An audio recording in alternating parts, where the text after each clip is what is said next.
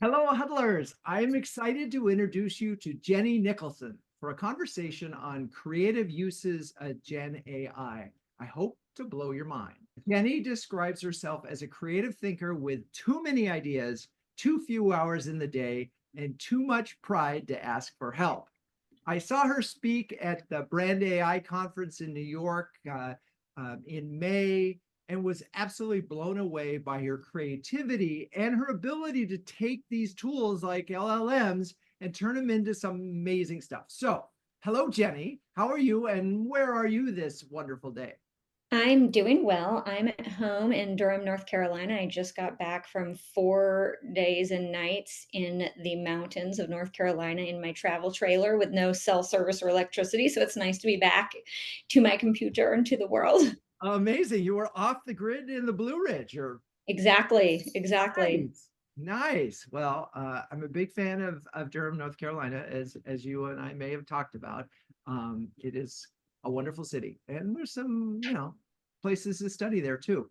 Okay, so just in case the audience has to leave early and we need to persuade them to stick around, can you offer 2 to 3 things many marketers get wrong when using large language models like, uh, say, ChatGPT? I would say sort of with generative AI in general, the thing that I see most companies, including marketers, but in general getting wrong is there's this sort of this jump to efficiency, to using it as a way to save time, save money, cut down on having to use humans. And I think that's wrong. I think the actual power of these, the promise of these, the potential of these is an expansive one.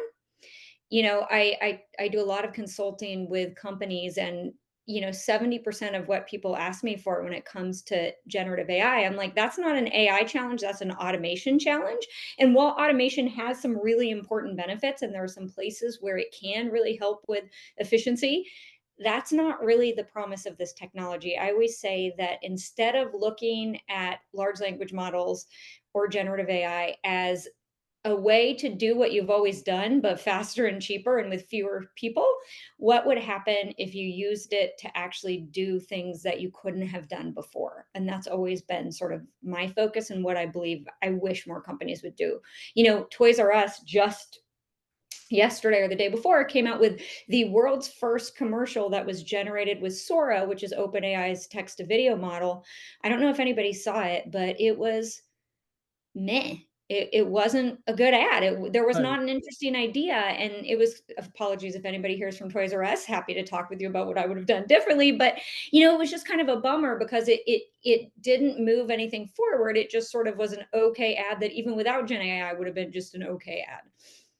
Well, and you really hit on the fundamental reason why we are here today, which is to open folks' minds to what the kinds of things that you can create. I agree with you that a lot of what I see is about, oh, well, you can create something that took 4 hours might now take 2 hours, and that sounds very appealing. But that's kind of I don't know. It's not necessarily something that is going to lead to better content, more creative content, more engaging programs. And that really is where we get to sort of creativity.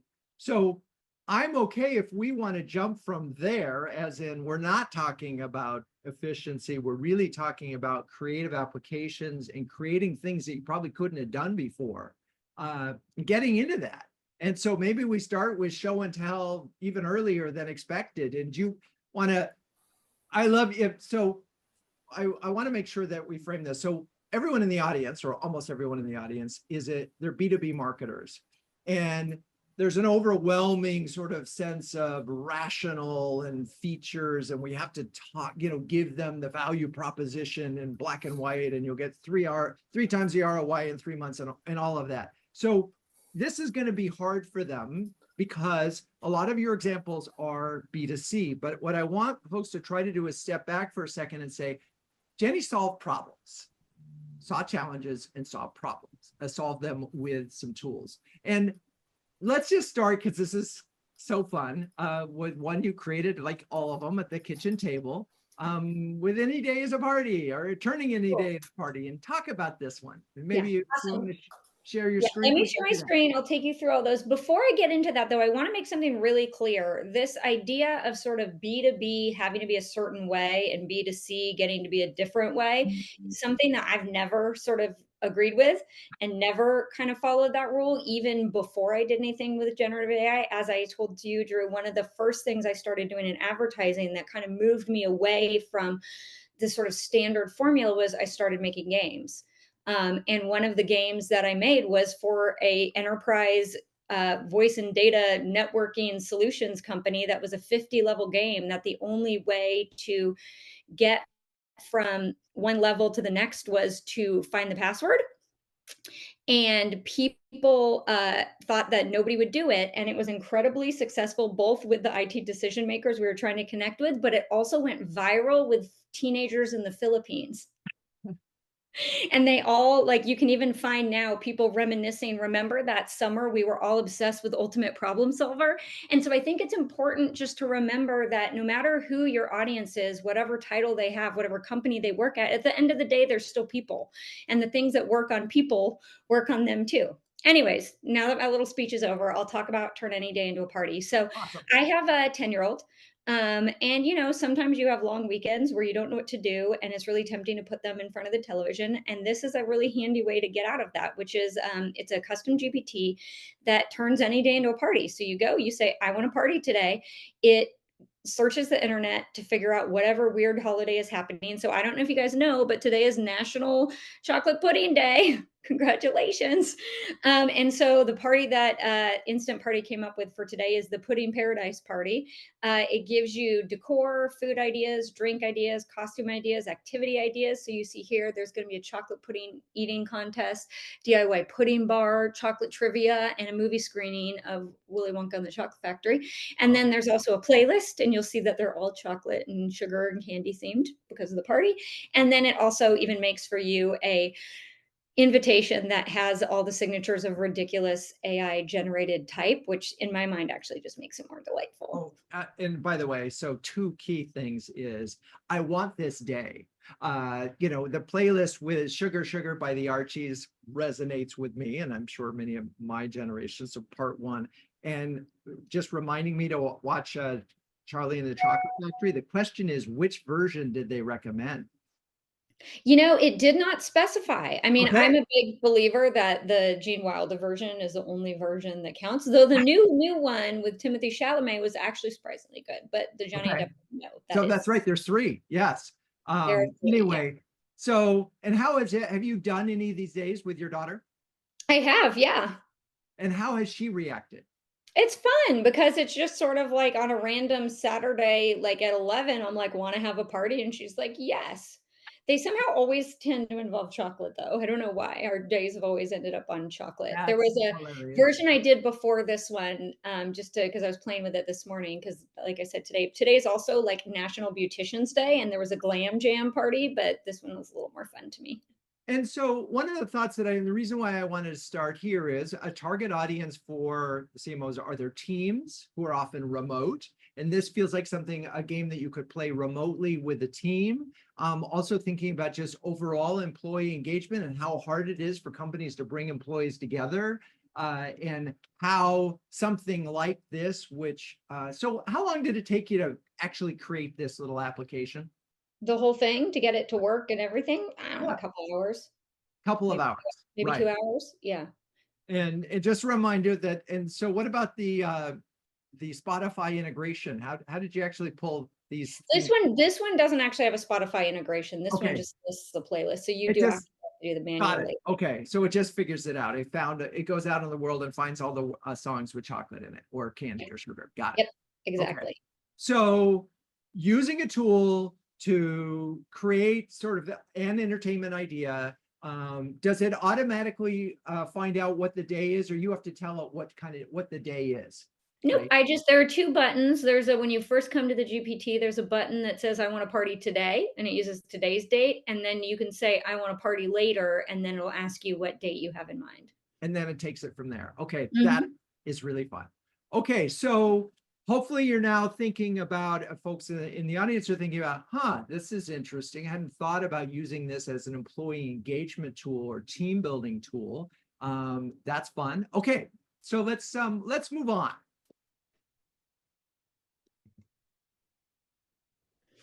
So, Go should I ahead. just okay, so this is, one of the things that I really like is I like learning. I'm probably the most curious person I know, and so I one of the things that I really love about large language models is any curiosity I have, they can match it and they know all kinds of things about all kinds of things that I don't know. And so this is a curiosity engine where you just start by either saying, I'm curious about this, tell me about it, or tell me something surprising. If you ask it to tell you something surprising, 9 times out of 10, it's going to tell you about octopi because honestly, octopi are freaking crazy. But, anyways, it gives you some information, tells you a surprising thing, but then gives you sort of three more paths you can wander down. So, in this case, it told me about octopi, then asked me if I wanted to learn about other animals with superpowers, like the immortal jellyfish that can theoretically live forever, to learn about extremophiles, alien life forms on Earth, or to get into the science of blood across different animals in the animal kingdom, from the green blood of reptiles to the clear blood of ice fish. And so I really love this sort of idea that I can start anywhere I want and then kind of wander through learning. And I think a lot about what this might be like for education, what this might be like for schools, what this might be like for, you know, teaching people instead of sort of passively sitting back, kind of getting entertainment delivered to them. What would it be like if there was a world where they could sort of follow their own curiosity and see where it led? Yeah. Tell it a little bit about what, what was this like to create? What did you actually have to build in order for it to work? I said, you are an endless curiosity engine. Somebody asks you for this, you give them this, then you give them three more paths they can go down, and then you do that forever until they're done. So it's a GPT. Just and by the way, on Octopi, was it My Octopus Friend, the movie that My octopus teacher. My Octopus Teacher? Oh my God, my wife cannot eat octopi as a Yeah, result of yeah. that That movie. was that was an interesting one. It's very interesting to see the difference in the sort of reception on that one between men and women, but that's another topic. But I think that it's a really interesting point. Like, essentially, I just told it what I wanted it to do. Yeah. That's it. I just told it what I wanted it to do. Well, And and that's everybody, a I think, lot about expected it to getting. be more complicated. I mean, that's insight, right? It's that you have to tell it what to do and you have to give it parameters. And that is part of the educational process. But you've spent a lot of time with these tools. And so you have a sort of a sense of what you have to tell it, right? I mean, you've worked with it long enough that you know. And I think that's one of the hard parts for folks just getting started is they don't actually know how to sort of use it even. Well, I think what's really interesting, especially if we're talking about sort of the base foundation models, GPT, Gemini from Google, Anthropic's Claude, a lot of working with these models is actually, and this is why I get a little bit nervous about these sort of like put in campaign, put in brand, put in challenge, hit button, get campaign. A lot of the work of working with large language models is actually the work of learning how big the gap is between what you think you're saying and what you're actually saying. So a lot of the work that I've been doing over the almost 3 years I've been working with these large language models is work on refining my own communication skills and really realizing that, like, oh, this is what I thought I was saying, this is what I was actually saying. Because when you talk to people and they don't have any idea what you're talking about, what do? They smile, they nod, they say, oh, of course, totally. A large language model just tries to do exactly what you ask for. They're trained to be helpful assistants, so they're trained to, whatever you ask for, give you exactly what you ask for. And so often people will ask for something, they'll get something that's not what they had in their mind. And then they're like, well, this tool sucks. Right. When Yeah. it's actually a matter of like, well, actually, maybe it does, but often you find that you're not communicating really clearly. And so I think it's very funny that there's this, world of prompt engineering and all of this stuff and, chain of thought and tree of thought and this and that and the other thing. But when it comes down to it, prompt engineering is really knowing what to say so that you say what you actually mean and not what you think you're saying. Well, there's part of that, and then also just how the machine responds. One of the good exercises that I love. So, I have this series of penguin images that I use on posts on Saturdays, my rants, weekly rants, and I have ongoing prompt for Dolly for it. And what I love about it is when I put let's do a version of this in this situation, it shows me an image and then it tells me what it heard, and it's really interesting. It's not what I said, but it gives me something back. And I go, okay, that's interesting. So there is this disconnect, right? Yeah. But I think it's helpful that the machine actually tells me the parameters that it used to create the images. Exactly, exactly, which is something that humans don't often do, right? You ask somebody to do something for you, they say, "Okay, I got it." Then they go and give it back to you, and then you have to do the work of being like, "Okay, where did we go wrong? Because what I asked for isn't what I got." Where often, like you said, you're right, even if you're just talking in text, one of the way I mean, in some ways, they're actually very good therapists because they restate what you said in their own words to, convey their active listening, and then they take action on what they ask for, so it makes it much easier for you to recognize where the miscommunication occurred and sort of try again, um, and see what happens.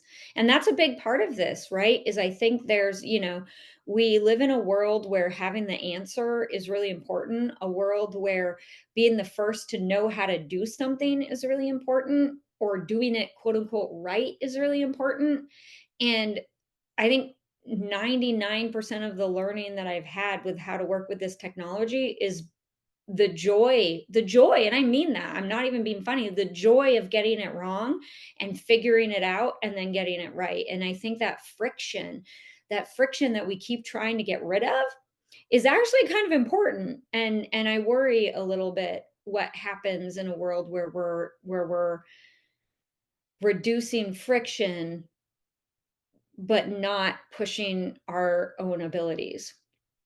Well, it's funny. There's several points as I'm hearing you talk and thinking about this, and if we as leaders think about the amount of times we've told someone, "Here's what I'd like you to do," and how many times it came back a different way, you realize we're not very good at communicating to humans. So why, and getting it right the first time. So why would we expect we'd be good at communicating to machines? So the difference is with the machine, you get a response right away, and you go, "Oh, that's not what I meant."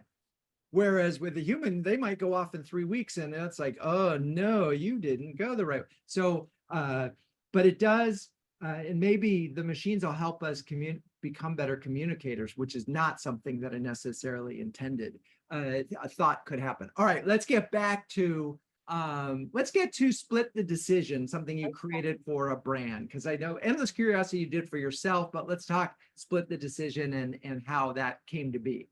Yeah, this one was really exciting. I did it for a brand called Zola, which is a wedding planning platform, an excellent company, brand, and product, by the way. And they do this survey every year of everybody who sort of joined the platform, got married in the previous year. It's called the First Look Report. And one of the things they found in the Look Report is that by far the biggest surprise that people had during the wedding planning process was just the sheer volume of decisions that had to be made. There are just way more decisions that had to be made than anybody anticipated.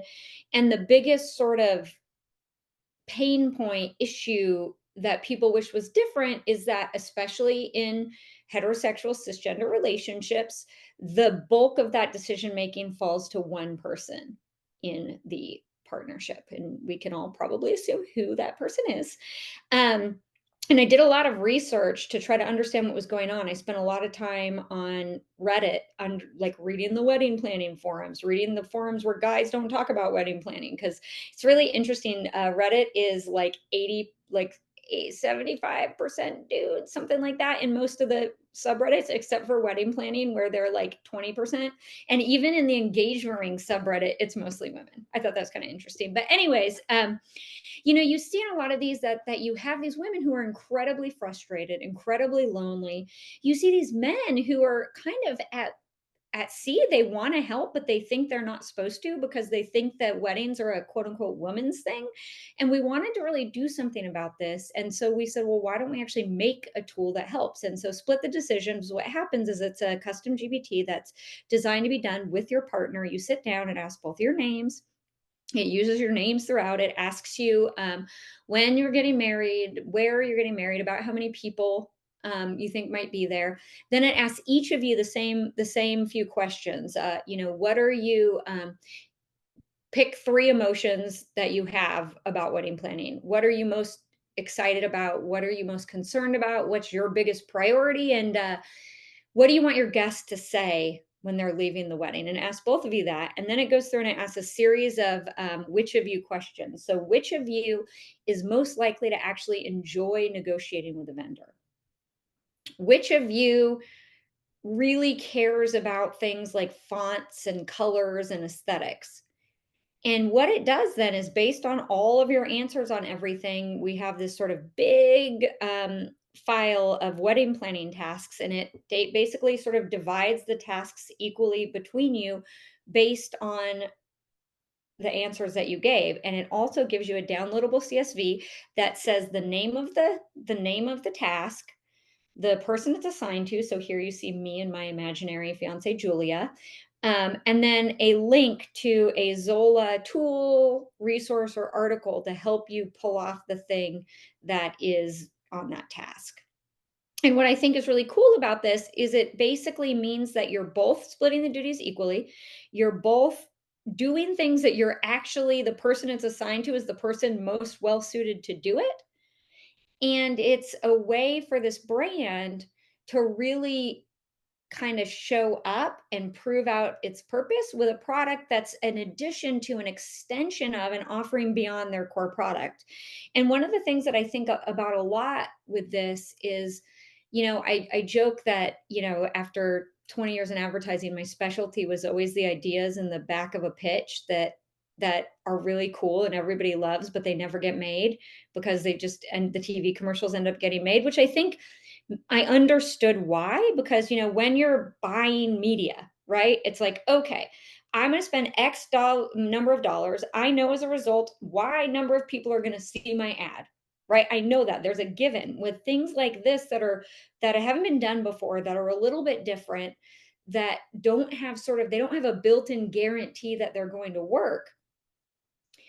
And then on the other side, something like this before could take, months. It could take 10 people. It could take six figures to pull off. And so I think it's, all my career, it's been very challenging to do the kind of breakthrough innovative work that I believe in, because the risk to reward ratio is hard because it's kind of expensive.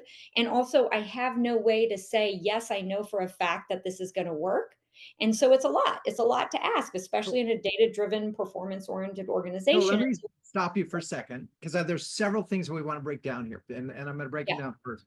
The thank you. first thing was, this was insight driven. So you did your homework, you got to understand the customer, and you found a pain point. The husband and wife, the bride and the groom are not necessarily equally applied, and the groom isn't necessarily might be willing but doesn't know where to go. So you solved a major problem. You Yes. made it easy, and it's just kind of cool because it's connected with this brand now. Now, if we step back and we said, insights, those are available. We just have to do our homework.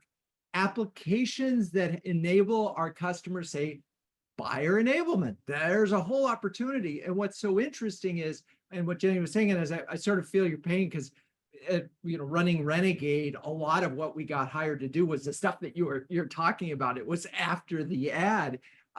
But now you can make these things. Now you can create the tools. So there's one, that you can do it, and two, you can do it so cost effectively and quickly that you can find out whether or not it will work, right? It'll take. So the question sort of in this is, so far all of the examples have been GPTs. Was this a GPT as well?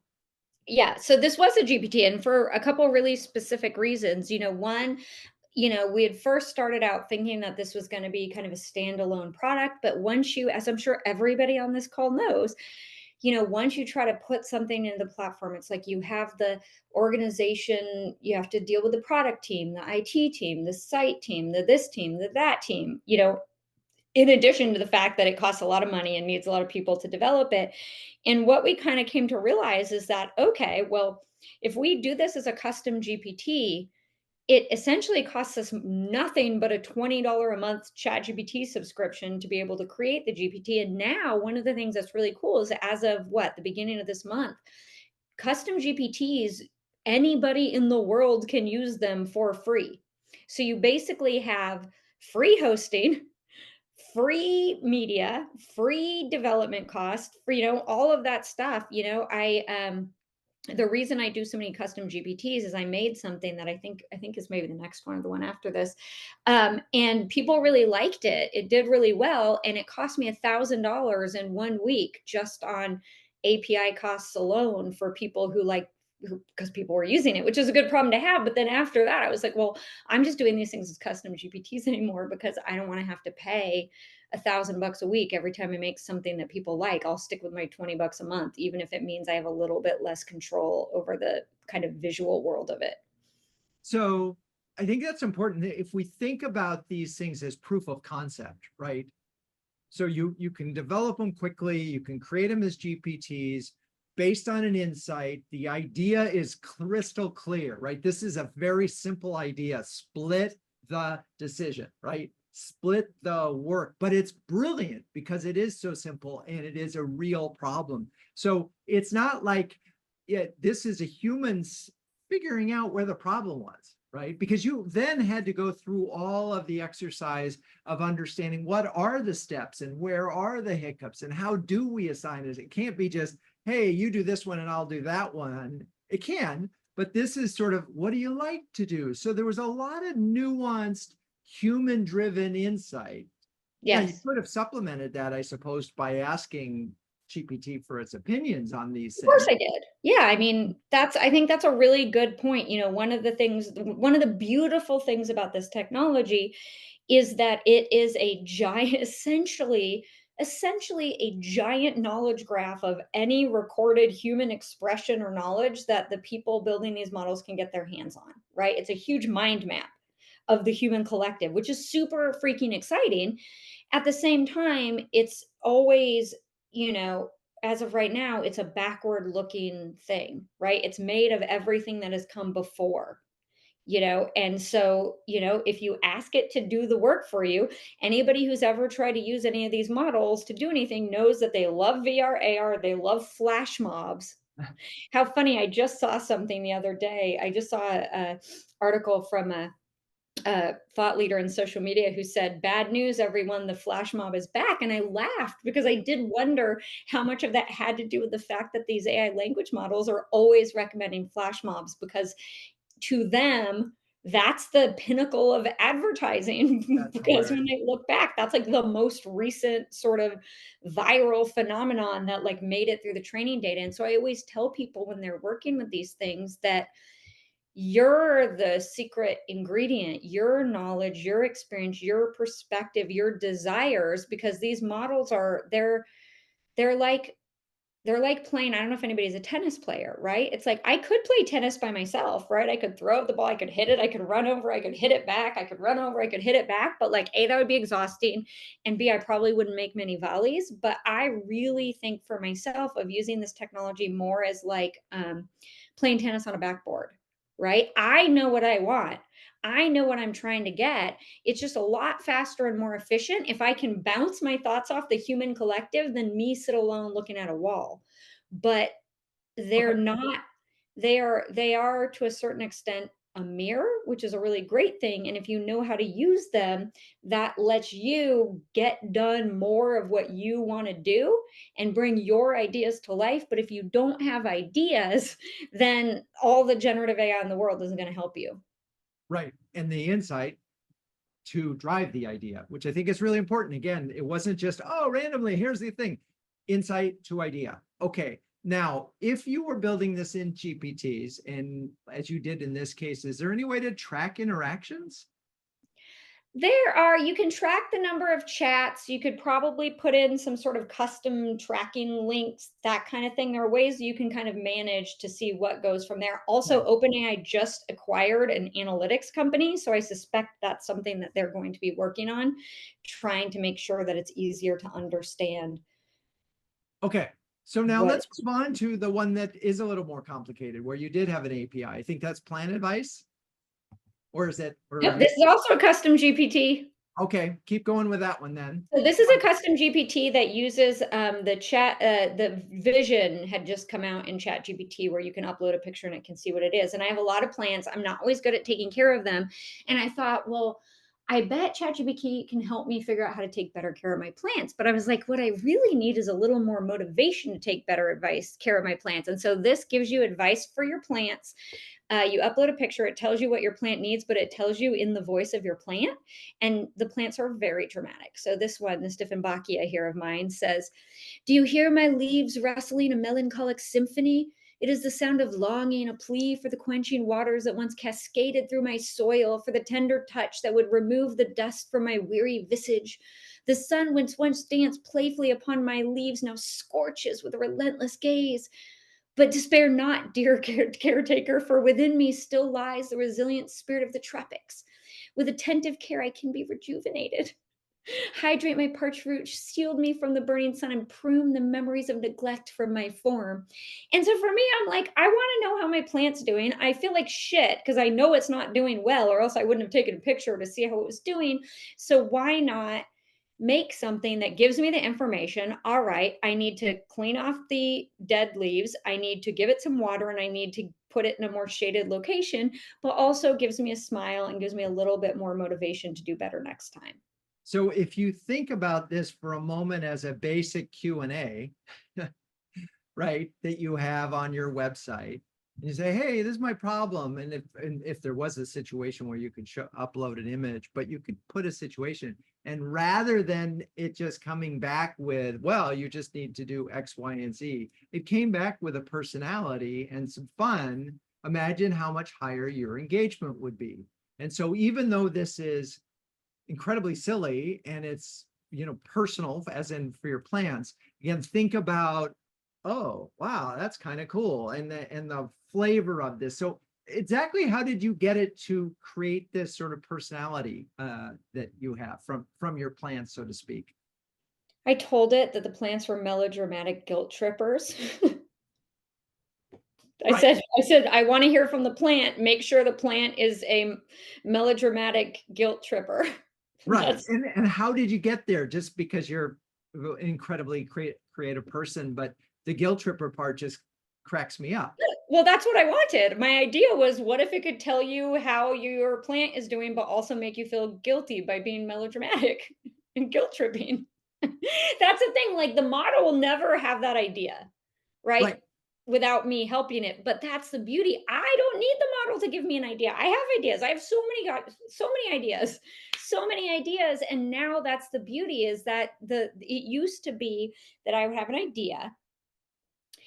Nobody would be as excited about me as my idea, right? But if I wanted to make it, because I'm not a developer, I'm not an art director, I'm a writer, I'd have to beg and cajole and like get everybody on board to also think my idea was cool. And like a lot of times I couldn't get there. Sometimes it would take 5 years, and by the time I finally got the idea made, it was like too late or I hated it. And now the gap between I have an idea, like, I woke up one morning and thought that would be really funny, and 2 hours later, I had this, and it's something that I can use every day. And I My just want to make the plans. point for folks is there's been sort of, I'm not saying that there aren't a lot of geeks that are creative, but a lot of the assignment of using these tools has been for the folks that may have come from engineering. They may be coming from some aspect of it because it feels like technology. But I think that you also need to make sure that your most creative team members, or you have external partners, are bringing that both insight and creativity to the use of the tools, because it's garbage in, garbage out. If you can't bring creativity at the top end, you're not going to get it in the back end. Okay, let's keep moving. Examples. Storyteller. I guess. Oh, this was a fun one. This was a fun one. ChatGPT, they released actions, which are the ability to sort of basically let you make API calls and stuff like that. If anybody's familiar with the API, what's called function calls in if you're using the OpenAI API are actions in ChatGPT, and I wanted to play with them. So I made this tool called Spotify Storyteller, where you give it a title of a story and it writes a story where the story is actually a Spotify playlist. So this one, I think the title I gave it was "The Vegetables in Your Fridge Are Mad Because You Didn't Eat Them and They're Going Bad."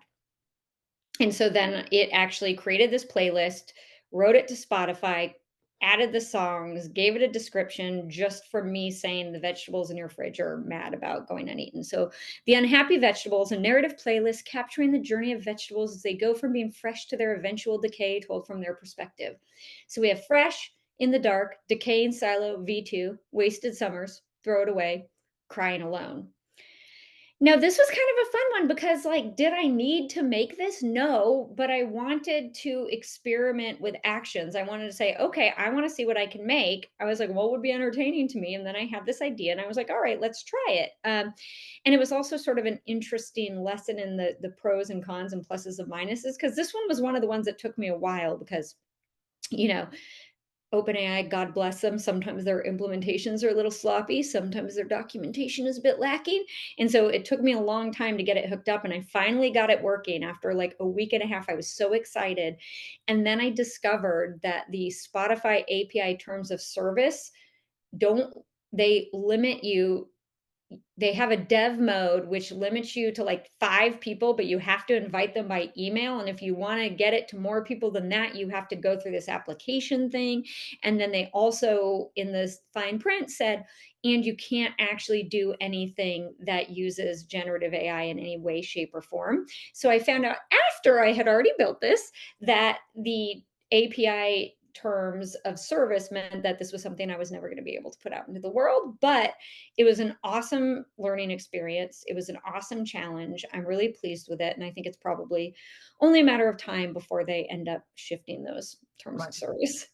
So, and I just remind the audience, you are not a coder, right? You didn't No, know code. Okay. And you built all no, these. but I can figure but I have, I did teach myself way, way back in the day in like 2000 how to make a website in like Notepad, but I'm not a developer. I just did it because I was curious and wanted to know if I could. I guess the best way to describe myself, and it feels incredibly egotistical to use a quote from Albert Einstein, but I'm going to because it's the most the most true thing I've ever seen. And he said, I have no special talents. I am only passionately curious, and that's the best description of the way I approach the world that I could come up with is I did it because I wanted to see if I could, and for me, a lot of times that's enough, is All a right. lot of Well, what I you do know in what life is I I just think? wanna know if I can.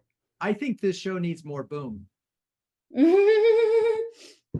Okay, so this is the one that cost me $1,000 per week, and made it so that I stopped making websites. So this is a website. It's called needsmoreboom.com, and also I can share this with you later, Drew. And all of these that have the underline, I actually made a link for people to try it. Awesome. Thank you. Um, so this you basically put in any movie scene that you can think of, and it gives you a script where the scene is rewritten as though it were a Michael Bay movie. So, one of my favorites is the scene in Lion King where Mufasa dies. And what happens is like Mufasa does still die, but usually like Scar comes in wearing a leather jacket and aviator glasses, riding on like a mechanical wildebeest that's equipped with a rocket launcher. But what's really fun about this too is it doesn't just take movie scenes. Like I did one where it was the instructions for assembling an IKEA bookcase, and it was this ridiculous scene where it ends with a giant explosion and the bookcase lands on the ground completely assembled as a result of the explosion.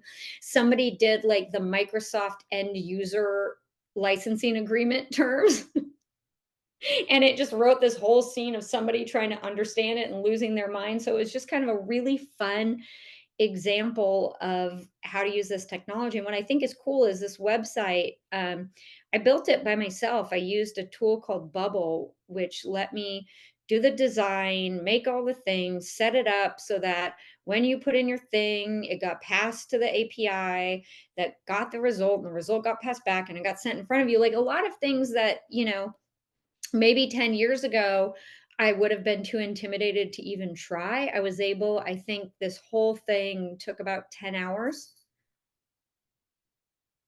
a whole So website that people could actually use, that they could go to, that they could play with, that 10 was real. hours to build a single website that had this application needs more boom. Yes, We all need more boom. But the true. question that I have for the audience is, what aspect of your business or your customers needs more boom? What are this fun ways of engaging, whether it's your employees or your community of customers or your partners, where a little bit of boom, and again, I'm being facetious with the boom, but it's No. about the simplicity of the idea and the way that you can have a little fun in the middle of your day on Well, and I'll give you an example, right? So all of these companies are rolling out like large language model powered customer service chatbots, right? Like Klarna got rid of 700 people to replace them with a chatbot, which is, that is what it is. But also, like, so many of these chatbots like pretend to be human, and I'm like, you know what? Like, I know it's likely AI. You know it's likely AI. Anybody using these things, even if they are talking to a human these days, assume that they're talking to an AI pretending to be a human. And I'm like, why not just let it be AI and lean into the best of it? Like, I wish that I could go to a website and I could decide what kind of customer service, like, is my customer service chatbot going to be friendly and warm? Is it going to be like just the facts, ma'am? Or, is it going to be an alien who meets all of my needs but continually farts and awkwardly apologizes for it? Like, the great thing about that is, like, they all give you the same information. They all follow the same rules. They're all using the same sort of FAQ to inform their responses, but like I get to have some sort of say over the experience that I have. So if I want a response that's just like robotic and straightforward, if I want somebody to pretend to be a human friendly person to me, or if I want something that feels like a joke, I still get the information, but I have a little bit more control over the experience, and maybe it feels a little bit more enjoyable, all because we didn't try to make AI act like it was a human. We said, okay, if this is an AI customer service chatbot, what could we do with it that we would not have been able to do if it was just a human on the other end of the chat? choose your flavor, choose your adventure. Yeah. So I want to be this may be the last one we get to show, but we're all time constrained. We all have to-do lists that are challenging. One of your sort of I love it instincts is okay, let's turn it into a game. So talk about that one. I'll turn anything to a game. This is called Task Slayer. It's also a custom GPT. And what it does is you just put in everything you have to do in one day, and it automatically reorders your list from the easiest thing to the hardest thing. And then for each item on the list, it generates an image of that task as a metaphorical monster that then you get to slay it by saying, I did the task. So here, I think I had to take out the trash. So that's our red eye glowing trash monster, and here I had to fold the laundry, so here's the scary monster coming out of the dryer. And it's just, why not? Like, getting things done is hard and it sucks and I don't want to do it, and anything that I can do that makes it a little bit more fun, that makes it a little bit more engaging, that makes it a little bit more interesting, like, why wouldn't we? I did something for an agency that was rolling out their everybody had to do their yearly OKRs. And if anybody's been in an organization where people have to do OKRs, you know that people don't like to do them, which is interesting because OKRs as an employer for you, how are you going to ask for a raise if you don't have an agreed upon thing that you're working toward, and an agreed upon like result that says that you've reached it?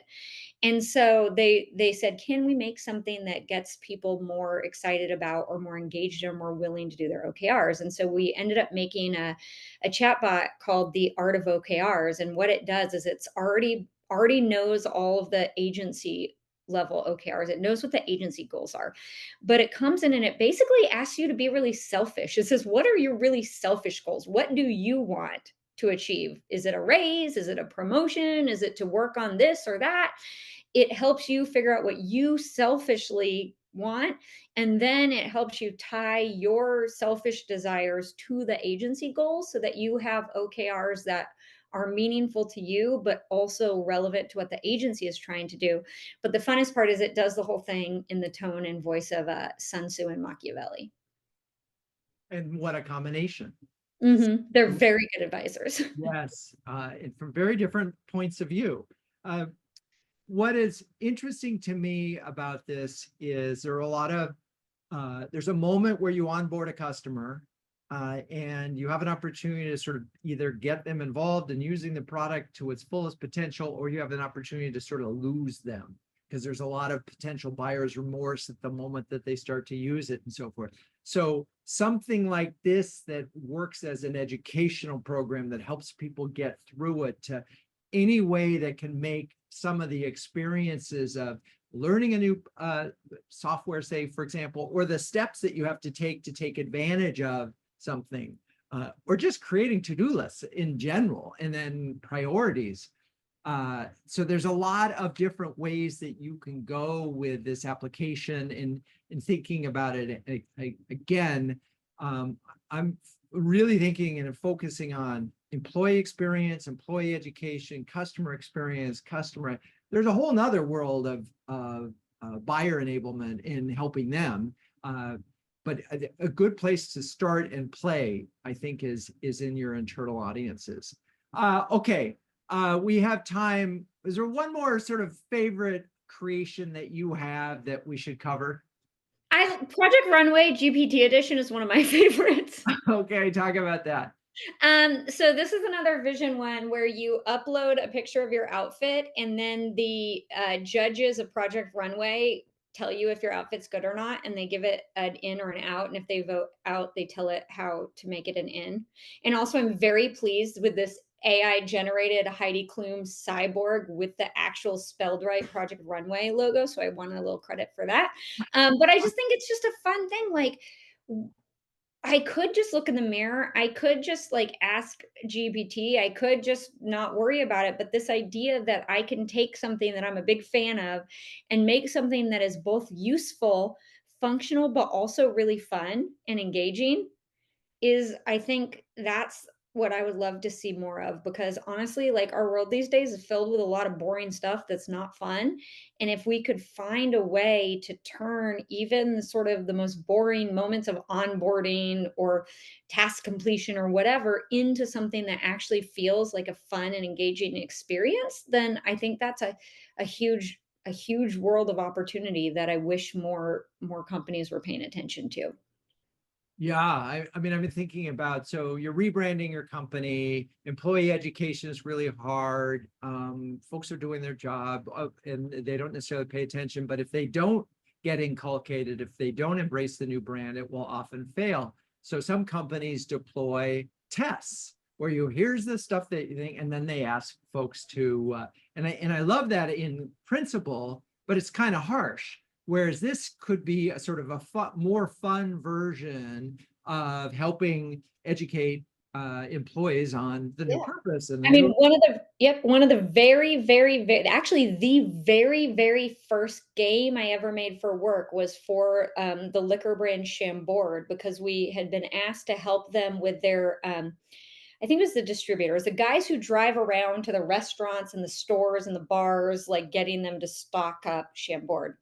And they asked us to do a training program for them, and I think they were expecting I think they were expecting like a PowerPoint.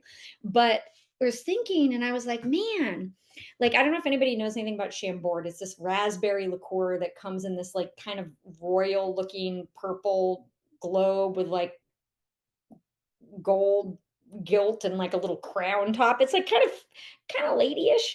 And I was like, man, what a job. These guys just like drive around in their cars all day, like getting people in like bars at like 1 in the afternoon to buy their like liqueur. I'm like, man, that seems hard. I was like, what if we made them cool?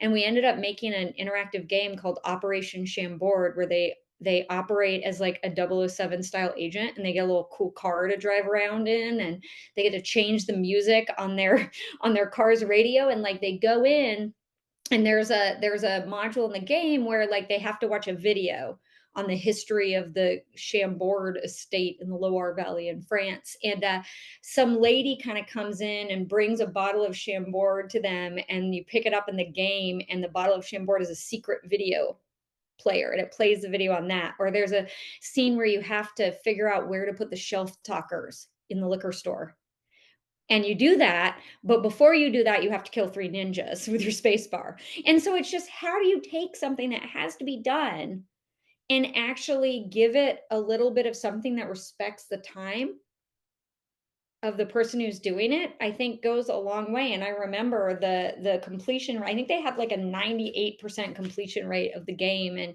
people said it was the best thing they'd ever done at work. And I think about that a lot. This was back in, like, I don't know, maybe 2006, 2007, and we could have just given them a PowerPoint and they probably would have been happy with that, but then we would have missed an opportunity to do something so much cooler. So the moral of the story is we're going to use the machines to create more human experiences. Wait a second. That's a really fascinating takeaway. Speaking of takeaways, let's end with 2 do's and 1 don't when it comes to using generative AI. And let's put a narrow time frame on it for B2B brands. Not that it matters, but go for it. 2 do's Yeah. and 1. 2 do's. 1 do is experiment, start small. If you think about sort of effort to impact, right? Like, companies right now are going all the way, like full effort, going all in, transforming our whole system. And then they're paralyzed because it's like, how do you do that on a technology that's moving so fast? Something new comes out every week. How do you transform your entire organizational pipeline? You can't, it's too much. It's too much, and you don't know where to put your bets right now because everything is changing, right? A month ago, it would have been really safe to put your bet with OpenAI. But over the last month, Anthropic's been moving really fast. And so your bet might want to change there. And so experimenting in small ways is better than trying to go all in, because it's not an all in time yet. We don't know yet. The other thing I would say is, this technology, when you're doing something in an organization, it's very tempting to sort of have your task force, get your pipelines and products in place, buy something, then roll it out down through your organization. But this technology actually works the opposite, right? I really strongly believe that the biggest transformations aren't going to happen in companies that get new pipelines or processes. They're going to come to companies that give everybody on their team access to this technology, an understanding on how to use it, and then a charge to figure out what they can do with it. Because I always say, I do a lot of these trainings and I'm like, it's not like learning Photoshop. It's not like learning Salesforce. It's like learning how to use a pencil, right? I can teach you what a pencil is. I can teach you what it's made of. I can show you how to sharpen it. I can show you how the eraser works. I can show you what happens if you press down too light or if you press down too hard. But at the end of the day, what you're going to do with that pencil is different than what I'm going to do with it. And I think that's the thing that people are missing about this technology, is that instead of trying to make something that you force everybody into, what if you give people access to it? And if every single person who uses it finds a way to make themselves 20% more productive, what does that do for the organization as a whole? And what does that do for the morale and the excitement of everybody who works there when they're being rewarded, encouraged, you know, spotlit and plotted for what they're doing and what they're discovering, versus when there comes in and there's this top down thing that everybody has to use, and oh, by the way, like, you just push a button and a machine does all the work. How does that go for morale? And the one thing I think you can't do is ignore it. I think There. that's the one thing you can't do. So one of the things I would just add to this, and so we're going to be smaller, quicker experiments. We're going to try to disseminate it out to the groups. But you mentioned being more get 20% more productive. I want 20% more creative too. Let's just add that on top of that, Well, because but that's the thing. Maybe the person who's using it isn't a creative person, right? And not everybody is a weirdo like me who has 10 ideas before they wake up, but they might have 10 ideas on how to do something smarter and faster. It's when everybody is being forced to try the same thing in the same way, that the real benefit of this time in human history is going to be lost. There it is. All right. Jenny Nicholson, how can people find you and engage with you? You can find me on LinkedIn, but then you can also find me at queenofswords.co. All right. And how do they engage with you? Like It what depends. do you do for them? Oh, yeah, what do I do for a living? Yeah, creative person, not so great at selling. Thank you, Drew. It depends. I do a couple of things. Primarily, one of the first ways companies engage with me is by training. So I do virtual sessions, I do team workshops, I do one-on-one training, and then I also do building. So say you have an idea or you don't have an idea and you want to come in and actually make something, experiment with something, build something, kind of like what I did with Zola, like I can actually build it for you. So that's the thing that I think is really cool about what I did with Zola is that was about a 3-week project, and it was just me and one person on the client side at Zola, and the two of us built that whole thing together, and we got a lot of good PR from it, we got a lot of coverage, we got a little good feedback, and now my client at Zola is actually building a business case to make split the decisions an actual official integrated part of their product offering. Awesome. Which Well, I want to thank you, Jenny, and I want to thank everyone here in the audience for staying with us and listening. And hopefully, you're leaving just a little bit more inspired about the opportunities ahead. I hope so.